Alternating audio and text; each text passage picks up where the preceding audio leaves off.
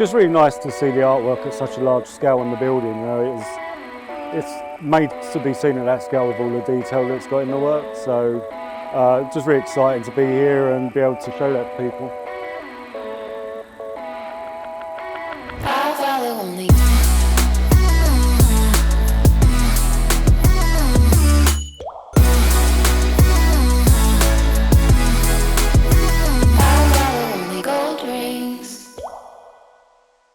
We're here tonight to launch Gary James McQueen at W1 Curates in collaboration with Castle Fine Art. It's his first one-man show in the UK, and we are very privileged to be launching his first debut collection on paper that he's ever done.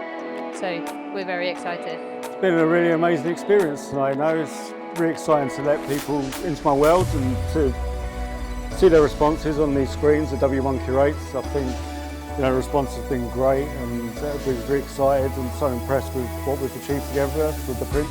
So just really happy with the way that it's turned out.